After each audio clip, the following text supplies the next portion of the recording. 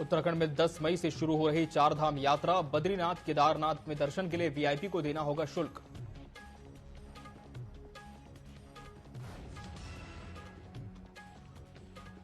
उत्तराखंड में मतदान के बाद अब बीजेपी का निकाय चुनाव पर फोकस। तैयारियों को अंतिम रूप दे रहा संगठन।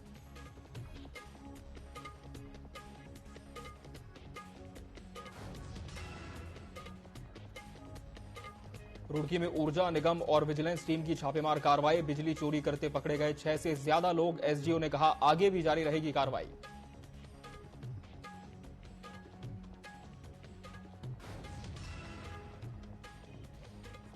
मसूरी में अनियंत्रित होकर गहरी खाई में गिरी कार। हादसे में कार सवार 3 लोगों की मौत। मामले की जांच में जुटी पुलिस।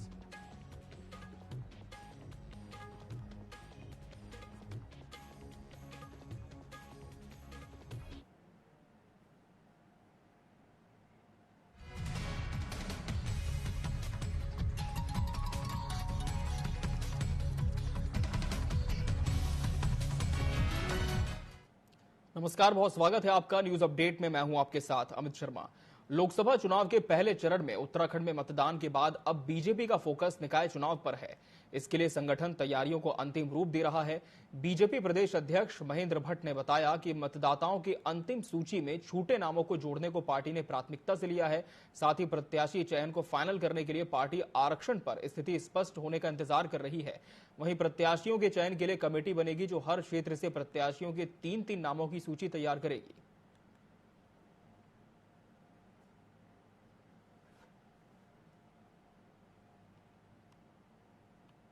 कोई अनुशासनहीनता नहीं। बस आपको लगता है आपने हमारे कई बयान देखे, कहीं पूछे किसी कोई तो मैं पार्टी पर बुलाया था। अरे बुला दिया तो कोई अपराध थोड़ी किया किसी ने। बुला दिया पार्टी अध्यक्ष जी हो, कुछ तो बोला होगा। अध्यक्ष जी है भाई, अध्यक्ष जी है, बुला सकते जब चाहे जिसको। मुखिया परिवार के आप आए क्यों? क्या था मतलब क्यों आए? अरे आ गया, गुनाह है कोई? नहीं, तभी कुछ तो वजह रही होगी। नहीं कोई नहीं, कुछ नहीं होती। अभी मतदाता बने, इसके लिए हमने अपने कार्यकर्ताओं की टीम जो हमारा स्थानीय निकाय पोस्ट है उसको काम में लगाया है कि बड़ी संख्या में मतदाता बनने तो छूट भी गए और कुछ प्रकरण ऐसे आ रहे हैं कि लोकसभा के अंदर 18,000 वोट और नगर पालिका में 36,000 वोट। ये सब हमारे सोचने विषय है। इन सब विषयों पर हमने एक कमेटी बनाई है। कल उस कमेटी की घोषणा हम लोग करेंगे। अभी 10 मई से उत्तराखंड में चारधाम यात्रा शुरू हो रही है। पिछले साल की बात करें तो चार धामों में शुरू की गई वीआईपी शुल्क व्यवस्था से बीकेटीसी को 1.55 करोड़ रुपए की आय प्राप्त हुई थी और इस बार भी पिछले वर्ष की तरह वीआईपी दर्शन के लिए शुल्क रखा गया है। दरअसल केदारनाथ और बद्रीनाथ धाम में पूजा पाठ की व्यवस्था बीकेटीसी के माध्यम से की जाती है। यात्रा के दौरान केदारनाथ और बद्रीनाथ धाम में आम श्रद्धालुओं के साथ ही प्रोटोकॉल के अनुसार वीआईपी भी दर्शन के लिए पहुंचते हैं, जिसको लेकर पिछले वर्ष की तरह इस बार भी तैयारी की गई है। देखिए, आप जानते हैं कि गत वर्ष जब चारधाम यात्रा प्रारंभ हुई थी तो उससे पूर्व बद्रीनाथ केदारनाथ मंदिर समिति ने अपने 4 अध्ययन दल देश के जो प्रमुख मंदिर हैं उनमें भेजे थे और उन्होंने वहां पर की व्यवस्थाओं का विस्तृत अध्ययन किया था। उसके पश्चात उन्होंने अपनी संस्तुतियां, अपने सुझाव हमको दिए थे। उसमें एक सुझाव ये भी था कि जो भी हमारे धामों में, केदारनाथ जी में, बद्रीनाथ जी में जो विशिष्ट और अति विशिष्ट महानुभाव आते हैं श्रद्धालु के रूप में, उनसे कुछ एक निश्चित शुल्क लिया जाना चाहिए, क्योंकि हम उनको वहाँ पर प्राथमिकता के साथ में दर्शन कराते हैं, उनको निःशुल्क प्रसाद इत्यादि भी देते हैं। तो इसलिए उनसे एक निर्धारित शुल्क लिया जाना चाहिए, जिसके लिए हमने 300 रुपये प्रति वीवीआईपी जो श्रद्धालु थे वो निर्धारित किया था। उसका सुखद परिणाम भी रहा और इस वर्ष भी हम उसको लागू करेंगे। चारधाम यात्रा शुरू होने के लिए कुछ ही दिन बाकी है। चारों धाम यात्राओं की तैयारी को लेकर मुख्यमंत्री भी एक्टिव मूड में नजर आ रहे हैं। टिहरी प्रशासन भी पूरी तरह से चुस्त दुरुस्त नजर आ रहा है ताकि चारधाम को आने वाले यात्रियों को टिहरी जनपद में कोई भी परेशानी ना हो। जिलाधिकारी मयूर दीक्षित ने अधिकारियों के साथ बैठक कर निर्देश दिए हैं कि सड़कों पर जहां जहां पर मलबा पड़ा हुआ है या स्लाइड जोन है उन्हें ठीक किया जाए और तत्काल मलबा हटाया जाए। पुलिस प्रशासन ने भी यात्रा को देखते हुए सुरक्षा के पुख्ता इंतजाम किए हैं।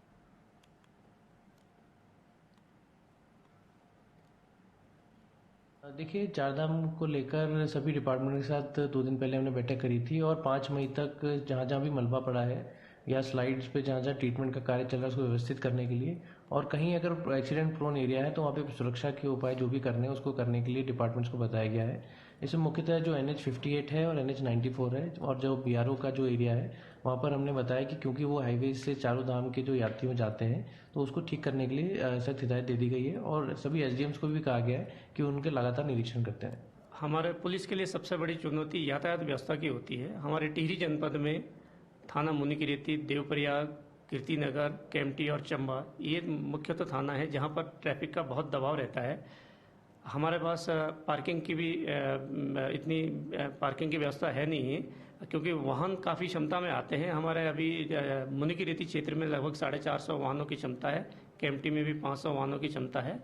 इसके अतिरिक्त पर्यटकों की सुविधा के लिए 10 पर्यटन केंद्र भी बनाए गए हैं और सीजनल चौकियाँ 7 सीजनल चौकियाँ बनती है और नियतन के हिसाब से मेन पॉइंट पे हमने ट्रैफिक पुलिस और जनपद थानों से पुलिस को तैनात किया जाता है।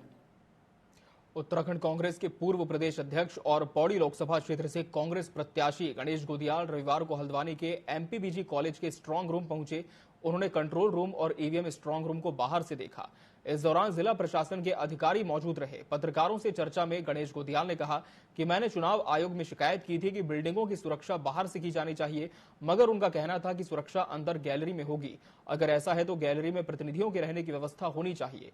आगे उन्होंने कहा कि उत्तराखंड की जनता ने बदलाव के लिए वोट किया है, ऐसे में कांग्रेस उत्तराखंड की 5 लोकसभा सीट जीतेगी। आपको याद होगा कि मैंने चुनाव आयोग में जाकर इस बात की शिकायत की थी कि बिल्डिंगों की सुरक्षा बाहर से की जानी चाहिए। मैं आज भी इस बात को कहना चाहता हूं कि बिल्डिंगों की सुरक्षा बाहर से की जानी चाहिए और अगर अंदर उनका कहना था कि भाई एक्ट में है कि अंदर गैलरी में रहकर सुरक्षा होगी, तो फिर वहां पर जितने भी कैंडिडेट हैं उन कैंडिडेटों के प्रतिनिधियों को भी फिर वहां पर रहने की वो व्यवस्था होनी चाहिए। बहरहाल यहाँ पर तो मुझे ऐसा लगता है कि प्रशासन चुस्त दुरुस्त है और यहाँ पर ये बाहर से खुला भी है क्योंकि बाहर से दिख रहा है, तो यहाँ पर उतना मुझे ऐसा कोई बात नज़र नहीं आती। पर जहाँ पर बिल्डिंग पूरी तरह बंद है और हमारे कैंडिडेटों के जो एजेंट्स हैं उनकी नज़र उस बिल्डिंग के अंदर पड़ी नहीं रही, वहाँ सुरक्षा एजेंसियाँ हैं, वहाँ थोड़ा ये होता है कि भाई एक्सेस हमें वहाँ तक मिलनी चाहिए। मसूरी की बात करेंगे, जहां उत्तराखंड संघर्ष समिति का गठन किया गया है ताकि मसूरी की विभिन्न समस्याओं को संबंधित विभागों के जरिए हल करवाया जा सके। उत्तराखंड संघर्ष समिति से जुड़े लोगों ने प्रेस वार्ता करते हुए कहा कि मसूरी में कई तरह की समस्या है, लेकिन राजनीतिक दलों के लोग इन समस्याओं के निदान के लिए कोई ठोस कदम नहीं उठा रहे हैं। सत्ताधारी भाजपा के कार्यकर्ता भी इस दिशा में काम नहीं कर रहे हैं। इससे लोगों को परेशानियों का सामना करना पड़ता है। आगे उन्होंने कहा कि मसूरी उत्तराखंड संघर्ष समिति गैर राजनीतिक संगठन है जो मसूरी की जनहित के मुद्दों को लेकर संघर्ष करेगा, जिससे मसूरी की जनता को लाभ मिल सके। इस मौके पर राजेंद्र सेमवाल को उत्तराखंड संघर्ष समिति का अध्यक्ष बनाया गया। मसूरी की बहुत सारी जन समस्याएं हैं और यहाँ पर तरह तरह के राजनीतिक संगठन है और इस वजह से हम लोग विरोध नहीं कर पा रहे हैं राजनीतिक संगठन, क्योंकि जो पार्टी सत्ता में होती है वो अपनी सरकार का विरोध इसलिए हल नहीं करती। दुनिया भर की समस्या है, चाहे हॉस्पिटल का हो, चाहे सड़कों का हो, चाहे रोजगारी का मुद्दा हो या कोई MDD से रिलेटेड कोई मुद्दा हो या शासन प्रशासन कुछ भी हो, इसी वजह से वो विरोध ही नहीं कर पा रहा है कि भाई हमारी सरकार, हम कुछ बोलेंगे तो फिर गड़बड़ हो जाएगा, बोलने नहीं दिया जाएगा, मतलब प्रेशर में आदमी रहता है। तो हम सभी लोगों ने एक विचार करके एक ऐसा संगठन हम लोगों ने आज बनाया है कि ताकि पॉलिटिकल सिस्टम से हटके गैर राजनीतिक संगठन हमने ये बनाया है। मसूरी में कई मुद्दे हैं, MDD का पंगा है, कोई अगर एक घर बनाना चाहता है, अपना एक कमरा भी बनाना चाहता है तो बीच में MDD का पंगा। तो हर चीज को जो भी परेशानियां आम लोगों के साथ जो परेशानियां आते हैं उसको हम जो है जड़ से खत्म करने के लिए कि ये परेशानियां रहे ना दोबारा कभी, तो उसके लिए संघर्ष करेंगे। पौड़ी के रिजर्व फॉरेस्ट खिरसू में आग लगाने के आरोप में वन विभाग ने 5 आरोपियों को गिरफ्तार किया है, जहां विभाग ने आरोपियों को CGM कोर्ट में पेश करते हुए आगे की कार्रवाई शुरू कर दी है। वहीं गढ़वाल DFO ने बताया कि इन दिनों जंगलों में आग की घटनाएं तेजी से सामने आ रही हैं, जिसको लेकर जागरूकता अभियान के साथ जंगलों में आग लगाने वालों को पकड़ने के लिए लगातार गश्त की जा रही है।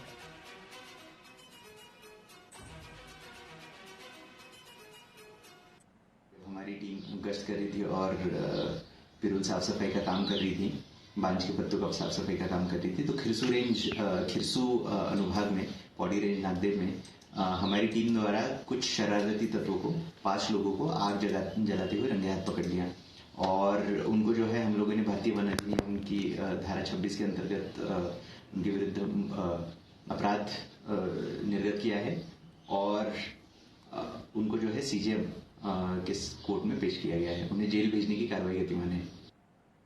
देहरादून से खबर है जहां की सिद्धूवाला चौक पर चेकिंग के दौरान नंबर प्लेट नहीं होने पर एक बाइक सवार तेजी से भागने लगा। इस दौरान पुलिस के पीछा करने पर बाइक सवार ने फायरिंग कर दी, लेकिन पुलिस के साथ मुठभेड़ में बदमाश के पैर में गोली लग गई, जिससे वो घायल हो गया। पुलिस ने उसके कब्जे से 315 बोर का तमंचा और कारतूस बरामद कर उसे अस्पताल में भर्ती कराया। बताया जा रहा है कि आरोपी डूंगा में हुई घटना में शामिल था।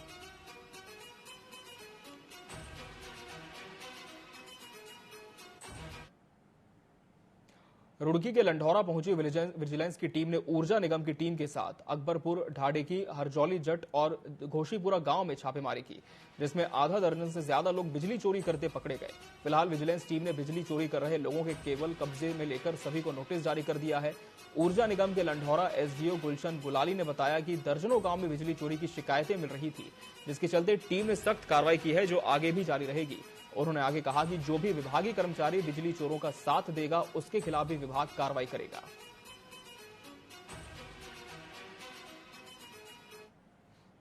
हमने कहा ये 20 से 25 लोगों को चेकिंग की गई और उसमें 6 लोगों को बिजली चोरी करते हुए पकड़ा और एक को अनऑथराइज्ड प्रयोग करते हुए पकड़ा। जी हाँ, में चेकिंग रिपोर्ट भर दी गई है और इसे राजस्व विभाग को भेजा जा रहा है हमारे, और वहाँ से जो राजस्व निर्धारण की प्रक्रिया होगी पहले से काफ़ी होती रही है और लगातार हो रही है। इसमें लगातार विद्युत विभाग द्वारा भी छापेमारी की कार्रवाई की जाती रही है समय समय पर, और लोगों को मोटिवेट भी किया जा रहा है कि वे विद्युत चोरी ना करें, लेकिन इसके बावजूद विद्युत चोरी जो है लोगों को इस बात में जागरूक होना पड़ेगा। चंपावत जिले की बात करेंगे, जहां गर्मी बढ़ने के साथ ही आग की घटनाएं भी बढ़ने लगी हैं। जिले भर में बीते 2.5 माह में 52 आग की घटनाओं में 51.24 हेक्टेयर जंगल जलकर राख हो गए। वन विभाग की ओर से लगातार आग की घटनाओं पर अंकुश लगाने का प्रयास किया जा रहा है, लेकिन आग की घटनाएं कम होने का नाम नहीं ले रही। सोमवार को भी जिले के विभिन्न क्षेत्रों में आग की घटनाएं देखने को मिली। आग लगने से क्षेत्र में धुआं फैला हुआ है। अब जंगलों की आग गांव की ओर बढ़ने लगी है। जिले के पाटी ब्लॉक में 2 आवासीय मकान भी आग की भेंट चढ़ गए। आग लगने से पेड़ पौधे और कीट पतंगों की जलकर मौत होती जा रही है।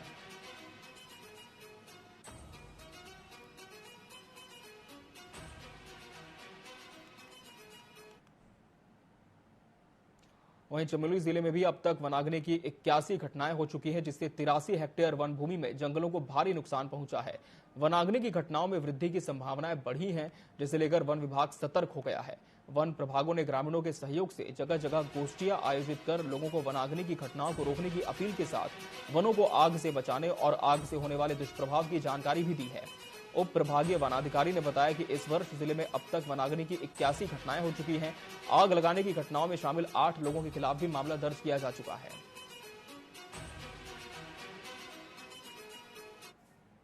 चमोली जनपद में कुल 81 घटनाएं हुई हैं, जिसमें लगभग 83 हेक्टेयर वन भूमि प्रभावित हुई है।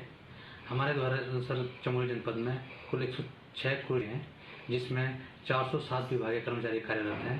वह उन क्रूज स्टेशनों में 286 फायर वाचर कार्य, जो भी फायर वाचर हैं वो लगातार फील्ड में मूवमेंट कर रहे हैं। हर क्रूज स्टेशन में लगभग 2-3 क्रूज स्टेशनों में वाहन भी उनको उपलब्ध कराए गए हैं और सारे संसाधन भी हमने उनको उपलब्ध कराए हैं।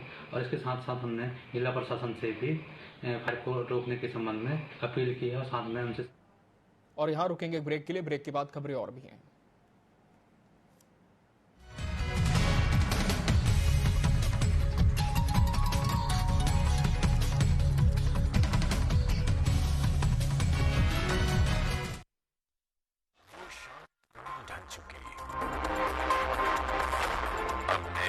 से दरकार है,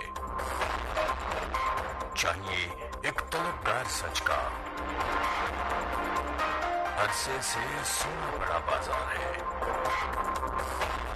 कहीं रुदन है कहीं घुटन है, हर कदम है संग्राम यहाँ। जो इन तूफानों में ठहर सके वही विश्वास का हकदार है। देखते रहिए टीवी 24 मोहित साहू के साथ। राजनीतिक खेल है शह और मात का, घात और प्रतिघात का। राजनीति के खेल में कौन है राजा, कौन है प्यादा, कहाँ टूटी है संयम की मर्यादा, जनता में कौन लोकप्रिय है ज्यादा। बताएंगे सच पूरा, कभी नहीं आधा, अपने दर्शकों से हमारा है ये वादा। टीवी 24।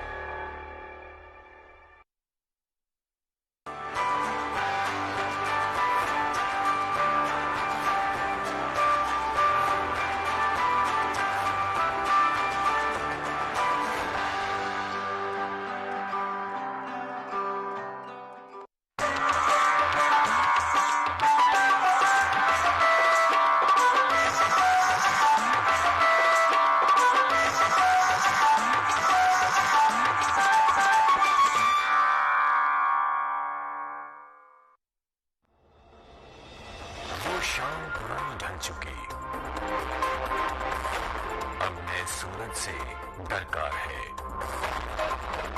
चाहिए एक तलबगार सच का, अरसे से सुना बड़ा बाजार है। कहीं रुदन है, कहीं घुटन है, हर कदम है संग्राम यहाँ। जो इन तूफानों में ठहर सके वही विश्वास का हकदार है। देखते रहिए टीवी 24 मोहित साहू के साथ।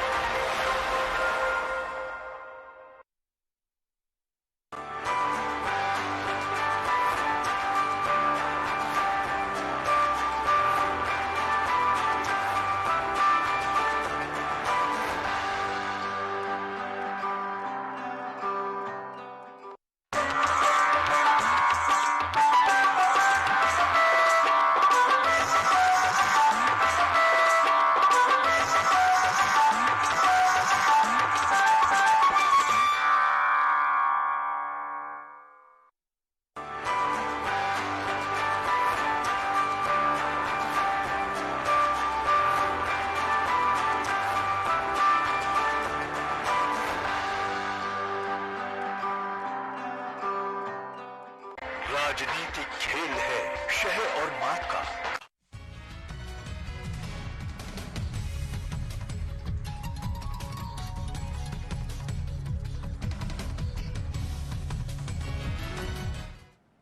ब्रेक के बाद एक बार फिर स्वागत है आपका। बढ़ते हैं खबरों की ओर। देहरादून कैंट थाने के खुड़बुड़ा स्थित झुग्गियों में आज सुबह बड़ा हादसा हो गया। कुछ घरेलू सिलेंडर्स में आग लग गई। आग इतनी भयावह थी कि आसपास के मकानों को अपनी चपेट में ले लिया। मकान में मौजूद 3 बच्चों को स्थानीय युवकों ने अपनी जान पर खेलकर बचा लिया। बताया जा रहा है कि कबाड़ बीनने वाले बच्चों ने कुछ तार आदि जलाई थी, जिस कारण यह हादसा हुआ।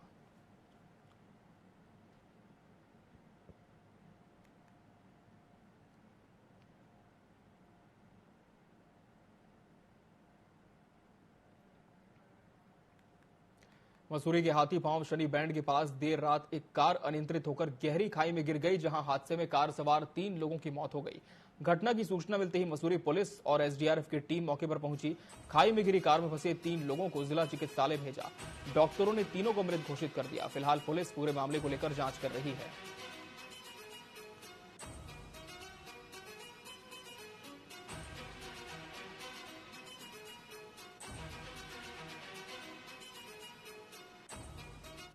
हमारे सूचना आई कि एक गाड़ी गिरी, तो जिनने हमें बताया कि वो गाड़ी आज नहीं और कल शाम को गिर गई थी ये।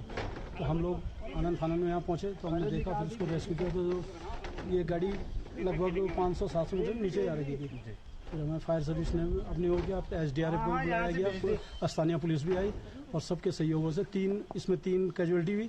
तीनों कैजुअलिटी को निकाल दिया गया, एसडीआरएफ की मदद से भी और हमारे फायर सर्विस की मदद से भी, जिन्हें हमने एम्बुलेंस के माध्यम से इन्हें जिला हॉस्पिटल भेज दिया। रुड़की की बात करेंगे, जहां की सोलानी पार्क स्थित रेलिंग पुल पर कार की छत पर खड़े होकर युवक का स्टंट करते हुए वीडियो वायरल हुआ है। बताया जा रहा है कि युवक रील बनाकर सोशल मीडिया पर फेमस होना चाहता था, लेकिन पुलिस ने युवक के खिलाफ ऑनलाइन चालानी कार्रवाई कर दी। मामले को लेकर सीओ का कहना है कि जल्द ही युवक को हिरासत में ले लिया जाएगा और संबंधित कार्रवाई कर कार को भी सीज किया जाएगा।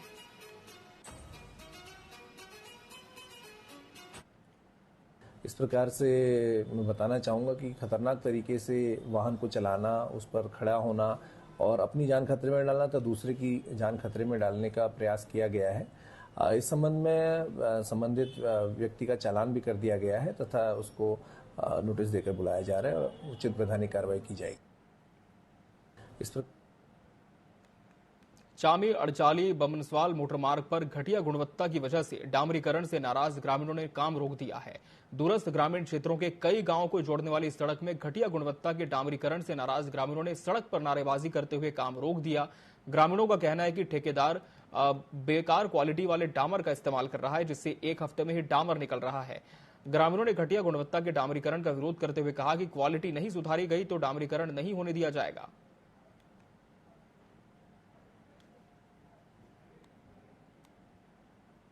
अल्मोड़ा निर्माण खंड द्वारा चामी और चामी अड़चाली बमनसवाल मोटर मार्ग में इन दिनों जो कार्य हो रहा है डामरीकरण का, जिसकी गुणवत्ता बिल्कुल सही नहीं है, जिसके लिए पूर्व में मैं जिलाधिकारी और विभाग के अधिशासी अभियंता को इस बारे में लिखित पत्राचार किया गया है, किंतु विभाग द्वारा फिर भी कोई सुध नहीं ली जा रही है, जिसकी रोड की गुणवत्ता बिल्कुल खराब है और एक सप्ताह के भीतर ही जो डामर पड़ा है वो डामर उखड़ने लग गया है। इस विषय में जिलाधिकारी को कई बार पत्राचार किया गया है और अधिशासी अभियंता को पत्राचार किया गया है। हमारी जो यह सड़क है, मोटर मार्ग है, इसकी गुणवत्ता अच्छी की जाए और इसको अच्छा बनाया जाए, जिससे समस्त जनता को इसका लाभ हो, और यही सारी हमारी मांगे हैं। और जब तक ये मांगे नहीं मानी जाएंगी तब तक हम लोग आगे का कार्य नहीं होने देंगे। एक और जहां गर्मी बढ़ती जा रही है, वहीं दूसरी ओर खटीमा में मच्छरों का प्रकोप भी तेजी से बढ़ा है। नगर पालिका की लापरवाही की वजह से शहर में सड़क के किनारे नाली में गंदगी का अंबार है। नगर पालिका क्षेत्र में लगे अधिकांश वाटर कूलर निष्क्रिय अवस्था में पड़े हैं, जिसे देखते हुए नगर वासियों ने उप जिलाधिकारी रविंद्र बिष्ट को ज्ञापन सौंपा। इस ज्ञापन में कहा गया है कि खटीमा नगर पर नाली की सफाई की जाए और मच्छरों से निजात दिलाने के लिए फॉगिंग की उचित व्यवस्था की जाए, जिस पर उप जिला अधिकारी रविंद्र बिष्ट ने बताया कि नाली की सफाई करवाई जाएगी और नित्य शहर में फॉगिंग की व्यवस्था की जाएगी। शहर में जो मच्छरों का प्रकोप हो रहा है उससे तत्काल निजात दिलाई जाए। तो आज माननीय हमारे जो जिलाधिकारी महोदय हैं और जो प्रशासक हैं नगर पालिका के, उन्होंने हमें आश्वस्त किया है कि आज ही से नगर में फॉगिंग मशीनें चलाई जाएंगी और सफाई व्यवस्था में जो नाली वगैरह जो भरी पड़ी है उनको तत्काल साफ करने का भी आदेश उन्होंने आज पारित किया है। ईओ नगर पालिका में मेरे साथ ही आए हुए हैं यहाँ पर और उन समस्याओं के बारे में चर्चा की गई, जैसे मच्छरों का प्रकोप गर्मी होने के कारण बढ़ गया है, नाली की सफाई वगैरह और लाइटें वगैरह, वाटर कूलर वगैरह। तो हमारा डिस्कशन हुआ है और मैंने निर्देशित कर दिया ईओ साहब को कि जो जहाँ पर भी आवश्यकता है वहाँ पर फॉगिंग की व्यवस्था की जाए। आज ही से बल्कि काम को शुरू किया जाए ताकि मच्छरों का प्रकोप कम हो सके। नालियों की नियमित सफाई की जाए, उसमें छिड़काव भी किया जाए ताकि मच्छर पनपे ना वहाँ पर। लाइटें जहाँ दुरुस्त हो सकती हैं उनको दुरुस्त किया जाए और साथ ही साथ वाटर कूलर्स जो हमारे 60 हैं और जिसमें से 20-25 के लगभग फंक्शनल भी हो चुके हैं, अन्य जहाँ पर भी हमें पानी की व्यवस्था मिल जाएगी उनको हम 60 के 60 को व्यवस्थित कर देंगे और लोगों को ठंडा पानी इस गर्मी में पीने को मिलेगा। उत्तराखंड सरकार ने 10 मई से शुरू होने वाली 4 धाम यात्रा में सीमित संख्या में श्रद्धालुओं के ऑनलाइन पंजीकरण का फैसला लिया है। इसके विरोध में होटल एसोसिएशन, बस एसोसिएशन खड़े हो गए हैं। होटल एसोसिएशन से जुड़े लोगों ने प्रेस वार्ता कर कहा कि सरकार ने यह तुगलकी फरमान जारी कर दिया है जिसमें कई खामियां हैं, जिस वजह से सभी श्रद्धालुओं को अनावश्यक परेशानी हो रही है और रजिस्ट्रेशन नहीं हो पा रहे। साथ ही गंगा घाटी में 11,000 और यमुनोत्री में 9,000 यात्रियों की संख्या को सीमित किया गया है। इसके साथ ही उन्होंने फैसला वापस नहीं लेने पर गंगोत्री और यमुनोत्री के कपाट खुलने के दिन दोनों धामों सहित पूरे जनपद के होटल बंद रखने का ऐलान किया।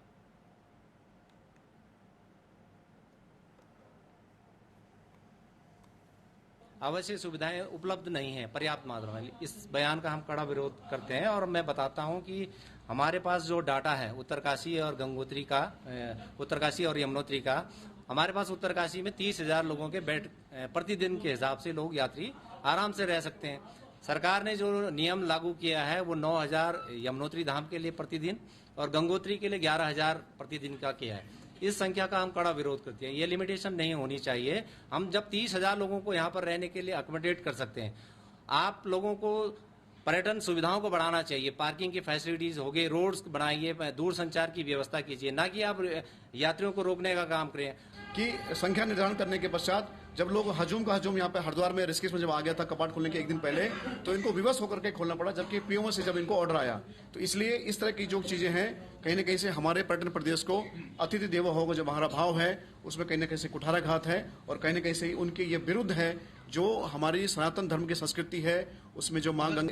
जितने भी होटल व्यवसायी हैं, जो भी पर्यटन व्यवसायी हैं, विवश होकर के जिस दिन कपाट खुलेंगे उस दिन से हमने अपने कपाट बंद कर देंगे।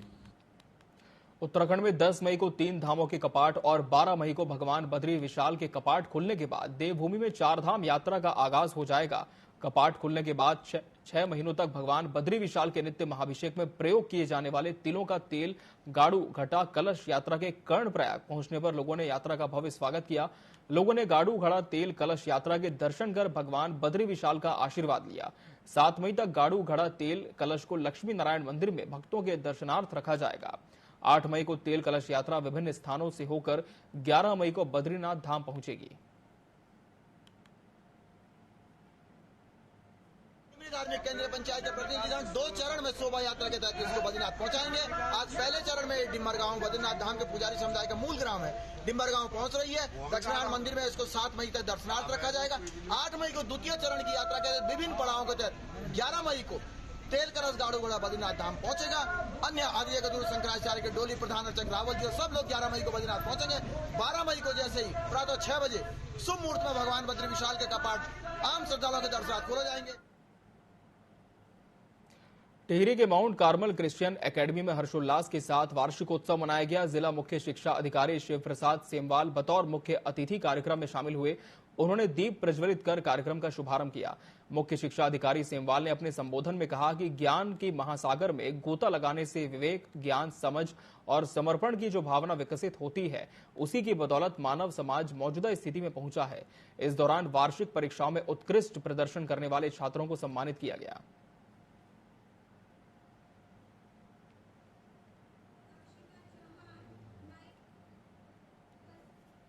क्रिश्चियन एकेडमी नरेंद्र नगर के इस वार्षिकोत्सव और बच्चों के पुरस्कार वितरण समारोह में मुझे उपस्थित होने का मौका मिला है। एक बहुत गर्वित करने वाला क्षण है।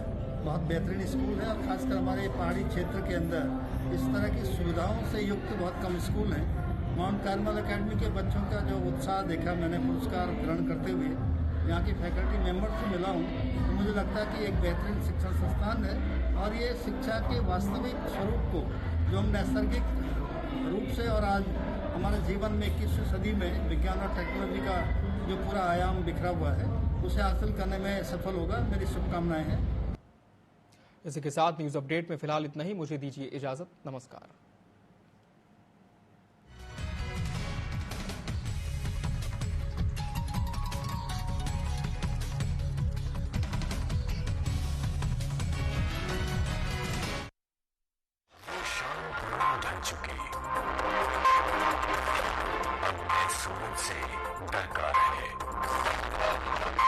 जानिए एक तलबगार सच का। अरसे से सुनना बड़ा बाजार है।